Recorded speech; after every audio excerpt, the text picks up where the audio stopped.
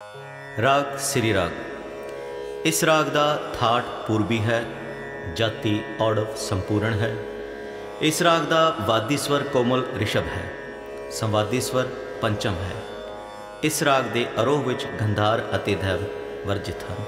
इस राग का समा शाम का है। आरोह सा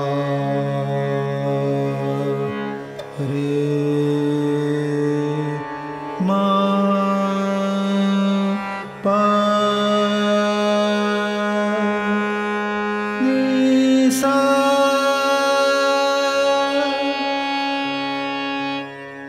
अब रो सा नी द पा मा ग रे रे सा। मुख अंग सा रे रे सा रे पा मा ग रे सा।